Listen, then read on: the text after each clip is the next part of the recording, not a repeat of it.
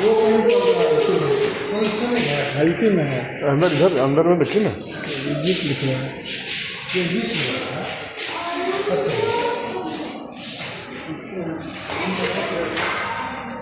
Wait जिसका नहीं है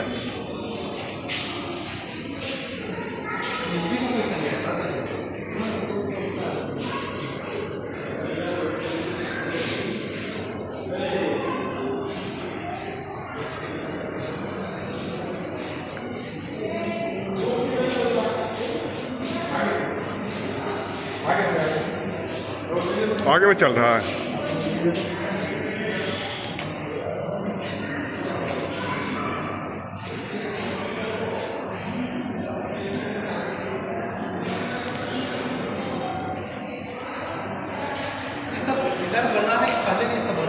सब बना हुआ है इसको लाके आगे पहले का क्या पहले का सब है, जब संरक्षित किया हुआ है म्यूजियम में, पहले का बना हुआ सब है।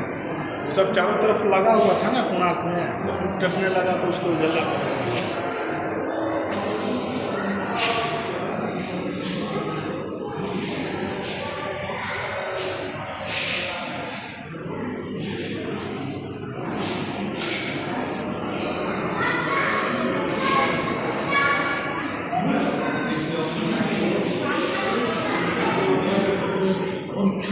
म्यूजियम है कोणार्क टेम्पल उड़ीसा पुरी का, इस चारों तरफ।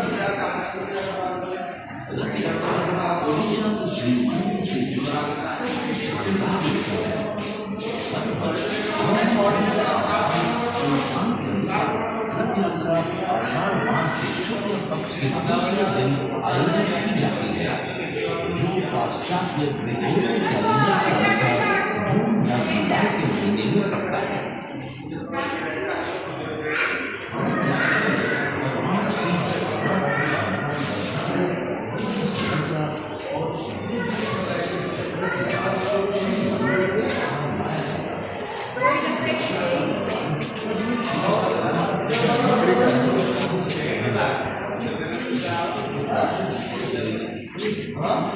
एक ऑडिटोरियम है, ये ऑडिटोरियम इधर है इस तरफ।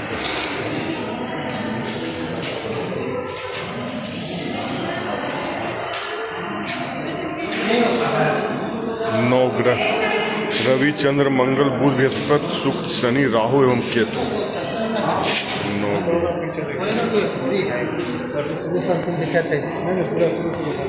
चलिए ना, देखते रहेंगे। आइए आइए ना, आइए ना। नंगुला नरसिंह देव ने इस सूर्य मंदिर का निर्माण करवाया था। नरसिंह देव युद्ध में बड़े प्रवीण और शक्तिशाली थे और मात्र 18 साल की उम्र में वे अपने पिता राजा अनंग भीम देव की विशाल सेना के प्रधान सेनापति नियुक्त कर दिए गए थे।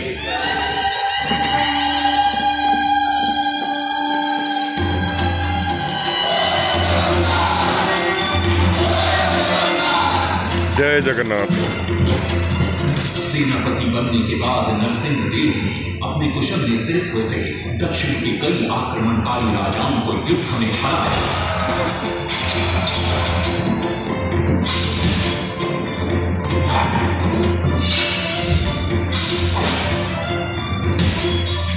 और उनके राजकोष पर कब्जा कर लिया।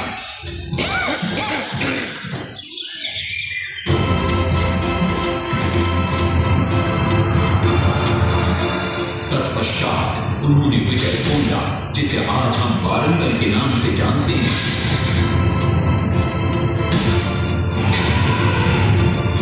के काकतीय वंश के राजा गणपति को परास्त किया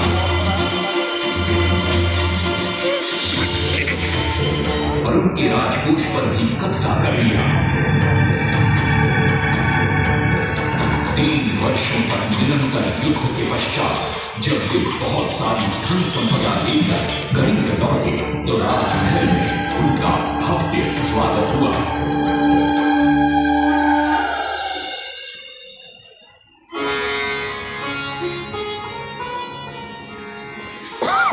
राजमाता कस्तूरी देवी पुत्र नरसिंह नरसिंहदेव की वीरता से बहुत प्रसन्न हुई और पुत्र के सामने अपने मन की इच्छा प्रकट की। कहा, तुम्हारे पिता ने शंख क्षेत्र पुरी में भगवान जगन्नाथ का भव्य मंदिर बनवाया है। मैं चाहती हूं कि तुम पद्म क्षेत्र कोणार्क में उससे भी भव्य और विशाल सूर्य मंदिर बनवाओ। किंतु नरसिंहदेव माता से प्रति प्रश्न करते हैं, सूर्य मंदिर ही क्यों, और वो भी कोणार्क में?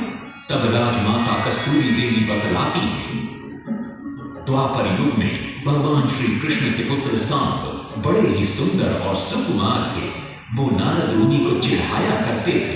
एक दिन नारद मुनि ने सांब को सबक सिखाने की योजना बनाई और उन्होंने सांब की सुंदरता की प्रशंसा कर उन्हें गोपियों के साथ जल क्रीड़ा करने को उकसाया। वहीं दूसरी तरफ भगवान श्री कृष्ण को जाकर कह दिया कि सांब अपनी मां समान गोपियों के साथ जल क्रीड़ा कर रहा है। श्री कृष्ण इस बात से बहुत क्रोधित हो जाते हैं और वे सांब को श्राप दे देते हैं, जिस सुंदरता का तुम्हें अभिमान है वो तत्क्षण नष्ट हो जाए। सांब को कोढ़ हो जाता है। जब सांब राजमहल लौटते हैं और मां जाम्बदेवी को ये पता चलता है कि पिता श्री कृष्ण के श्राप की वजह से सांब की ये अवस्था हुई, तो सारी रानियां क्रोधित हो जाती। नारद जी को बुलाया जाता है। वे रोग मुक्ति का उपाय बतलाते हैं। वे कहते हैं, सूर्य की पहली किरण ऊढ़ देश के एक कोण पर पड़ती है जिसका नाम कोणार्क है। सांब को वहीं जाकर सूर्य की आराधना करनी होगी।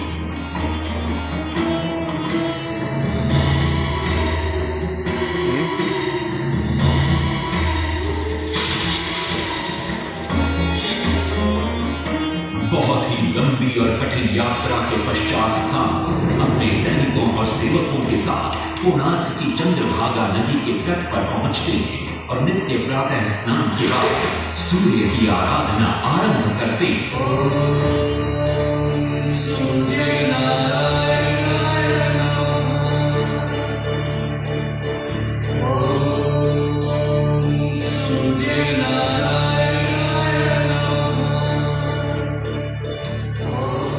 अन्न जल त्याग कर 12 साल की कठिन तपस्या के बाद सूर्य देव प्रसन्न होकर प्रकट होते और सांब को रोग मुक्त होने का वरदान देते। पुत्र, आज रात्रि के चतुर्थ प्रहर में स्नान करते समय नदी के तल में तुम्हें एक वस्तु मिलेगी। वो मेरा ही प्रतिरूप होगी। उसका स्पर्श पाते ही तुम इस कोढ़ रोग से मुक्त हो जाओगे। स्नान के पश्चात सांब जब नदी से बाहर आते हैं तो वो रोग मुक्त हो चुके होते हैं।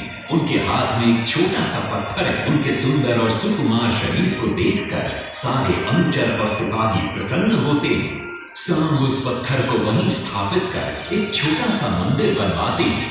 लेकिन जब उन्हें ज्ञात होता है कि सूर्य पूजा का विधि विधान यहाँ किसी को पता नहीं है तो वे चिंतित हो जाते हैं।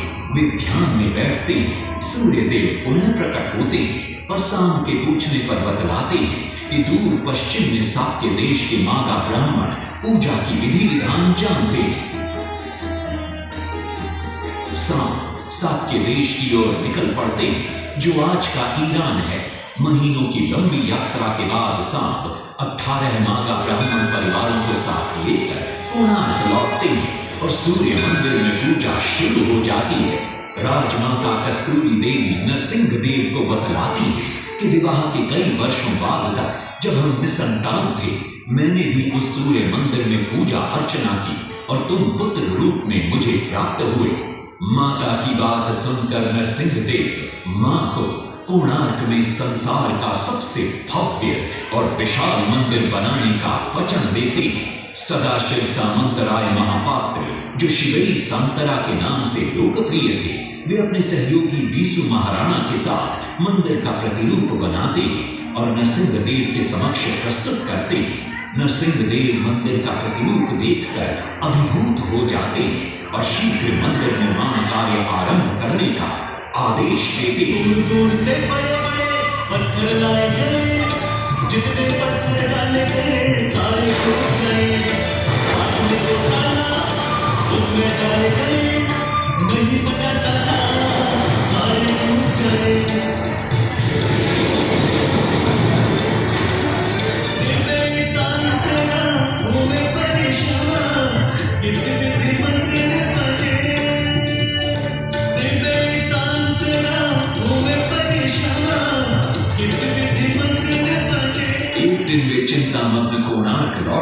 थे तभी उन्हें प्यास महसूस हुई।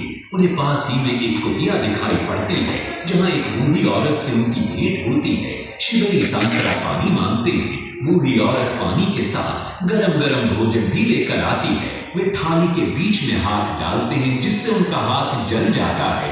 तब वो बूढ़ी औरत मुस्कुराकर कहती है, तुम तो शिवई सांतरा की तरह बीच से भोजन उठाकर खा रहे हो। ये सुनकर शिवई सांतरा को अपनी भूल का एहसास होता है। माता रामचंद्र ने उपाय सुझाया, समझे शिवई सांतरा।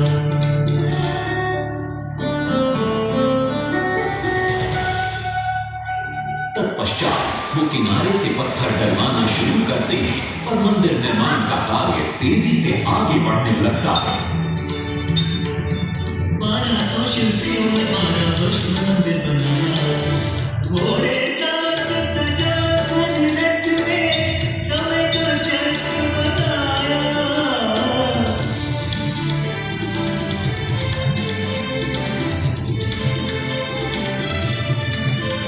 दूसरी तरफ कलिंग के उत्तर के राज्यों के नवाबों के बार बार राज्य पर आक्रमण हो रहे थे। इन आक्रमणों से क्रोधित होकर नरसिंह देव अपनी विशाल सेना को लेकर युद्ध के लिए निकल पड़े।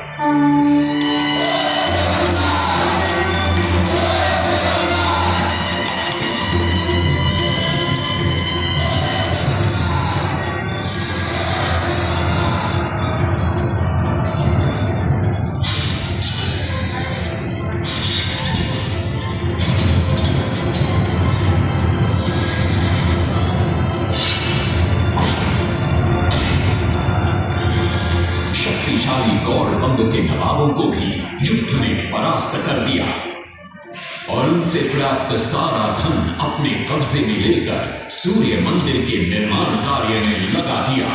1200 कारीगरों के अथक प्रयास से 12 साल बाद विशाल और भव्य सूर्य मंदिर बनकर तैयार हुआ।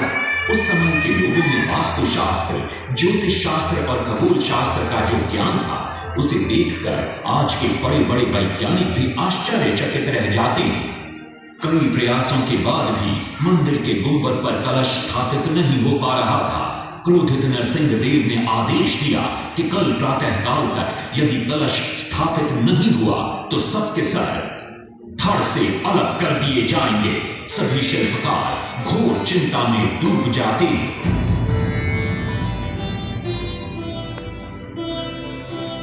दूसरी तरफ मुख्य शिल्पकार ईसु महाराणा का 12 साल का बेटा धर्मपद सूर्य मंदिर के प्रतिरूप पर कलश बिठाकर प्रसन्न होता है और मां के सामने अपने पिता से मिलने की इच्छा व्यक्त करता है। मां अपने बागीचे के पेड़ ओखली में बांध कर देती है और कहती है, अपने कुत्ते बलिया को साथ लेकर कोणार्क जा। बलिया अपने मालिक को पहचान लेता है और बीसु महाराणा से लिपट जाता है। धर्मपद अपने पिता को प्रणाम करता है और अपना परिचय देता है। सबको चिंता में देखकर वो अपने पिता से इसका कारण पूछता है। कारण जानकर धर्मपद कहता है, अगर आप आज्ञा दें तो मैं मंदिर के गुंबद पर कलश स्थापित कर सकता हूं। शिवई सांतरा धर्मपद को अनुमति दे देती है। धर्मपद गुंबद पर चढ़ जाता है और कुछ ही समय के प्रयत्न के पश्चात वो कलश को स्थापित करने में सफल हो जाता है। गुंबद पर कलश स्थापित होते ही नीचे गर्भगृह में चारों दिशाओं में लगे चुंबकों के आकर्षण से सूर्य महाप्रभु की मूर्ति शून्य में स्थापित हो जाती है। सब धर्मपद को कंधे पर बिठाकर खुशी से नृत्य करने लगते हैं। तभी कुछ कारीगर इसका विरोध करते हुए कहते हैं, अगर सुबह राजा को ये पता लग गया कि इस बच्चे ने कलश को स्थापित किया है तो किसी का बचना संभव नहीं है, इसलिए धर्मपद को मरना होगा। इस बात से शिवई सांतरा बड़े क्रोधित हो जाते हैं। भीषण वाद विवाद छिड़ जाता है। ये सब देखकर धर्मपद गहरी चिंता में पड़ जाता है और वो सोचता है कि यदि मेरे जीवित रहने से इन सब का सर काट दिया जाएगा तो इससे अच्छा है कि मैं आत्म बलिदान कर दूं ताकि सबके प्राण बच जाएं। और उसी पल धर्मपद नवनिर्मित सूर्य मंदिर के शिखर पर चढ़ जाता है। महाराणा के सुपुत्र धर्ममान कलश बिठा